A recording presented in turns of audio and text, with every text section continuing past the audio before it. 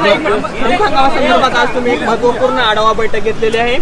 ज्या शेतकऱ्यांना कर्ज वाटपामध्ये तक्रारी किंवा अडचणी येत आहेत अशा बँकांना तुम्ही तंबी दिलेली आहे। शेतकऱ्यांना जर नाही कर्ज वाटप केलं तर एफआयआर दाखल करू। धुळ्यामध्ये माननीय मुख्यमंत्र्यांच्या नेतृत्वामध्ये 2 बैठका झाल्या। एक स्टेट लेवल बँकर्स कमिटीची बैठक होती, दुसरी खरीप पूर्व हंगाम बैठक होती। या दोन्ही बैठकांमध्ये सविस्तर चर्चा झालेली आहे। विशेषतः आज आम्ही रिझर्व्ह बँकेच्या प्रतिनिधींना, स्टेट बँकर्स कमिटीला हे सांगितलेलं आहे की प्रत्येक वेळी तुम्ही या बैठकीत सांगता की शेतकऱ्यांवर सिबिलची अट लागू करणार नाही आणि त्यांना सिबिलचं कारण देऊन त्या ठिकाणी तुम्ही कर्ज नाकारता हे खपवून घेतलं जाणार नाही। जे तुम्ही इथे सांगता तेच बँकांनी त्या ठिकाणी पाळलं पाहिजे आणि जर बँका अशा प्रकारे सिबिलची अट टाकणार असतील तर आम्ही त्यांच्यावर एफआयआर दाखल करू आणि हे तुम्ही तुमच्या सगळ्या ब्रँचेसला कळवा असं स्पष्टपणे सांगितलेलं आहे। शेतकऱ्यांना कर्ज मिळण्यातल्या ज्या अडचणी आहेत त्या दूर करण्याचा प्रयत्न केलेला आहे। खरीप पूर्व जी काही बैठक आहे या बैठकीच्या संदर्भात बियाण्यांची उपलब्धता, खतांची उपलब्धता, विशेषतः यावेळी प्रयत्न आहे की DAPचा वापर कमी होऊन त्या ठिकाणी नॅनो युरियाचा वापर वाढला पाहिजे, कारण जगभरामध्ये आता हळूहळू DAPची कमतरता ही भासते आहे आणि म्हणून तो देखील त्याच्यावर भर आपण देतो आहे। तोही प्रयत्न मोठ्या प्रमाणात चाललेला आहे आणि यासोबत वेगवेगळ्या प्रकारे शेतकऱ्यांना पीक विमा पूर्णपणे मिळाला पाहिजे त्याचा आढावा आम्ही घेतलेला आहे। कुठल्याही प्रकारची खरीपाच्या हंगामात त्यांना त्रास होऊ नये।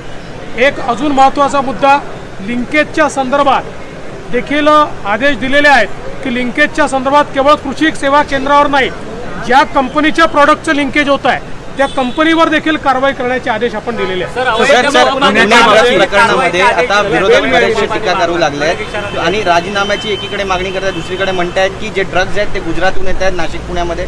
असं आहे, त्यांनी काही केलं नाही, त्यांचे राज्य होतं, त्यांच्या राज्यामध्ये पोलीस विभागाचे कसे धिंदवडे निघाले आणि 100 कोटी रुपयाची वसुली कशी झाली हे आपण सगळ्यांनी बघितलेलं आहे।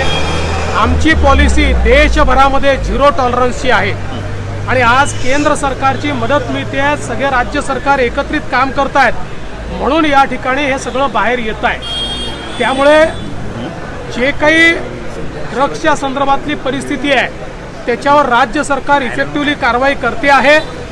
अजून बरेच काळ ही कारवाई करत राहावी लागेल। आमचा 0 टॉलरन्स पॉलिसी आहे, जो कोणी याच्यामध्ये सापडेल, पोलीसवाला असेल त्याच्यावर कारवाई होईल, अजून कोणी हॉटेलवाला असेल त्याच्यावर कारवाई होईल। ही अतिशय कडक कारवाई चाललेली आहे, कारवाई तशीच सुरू राहणार आहे। त्यामुळे मला असं वाटतं विरोधकांनी याचं राजकारण करू नये आणि राजकारण करायचं असेल तर मग त्यांच्या 2.5 वर्षात काय घडलं ही प्रत्येक गोष्ट मला सांगावी लागेल। या ड्रग्सच्या संदर्भात त्यांच्या काळामध्ये काय काय होत होतं हे देखील मला सांगावं लागेल, पण माझ्याकरता हा प्रश्न कुठल्याही राजकारणाच्या पलीकडचा आहे, आमच्या पुढच्या पिढीचा प्रश्न आहे। त्यामुळे याच्यावर राजकारण न करता राज्य सरकारने जी कठोर भूमिका घेतलेली आहे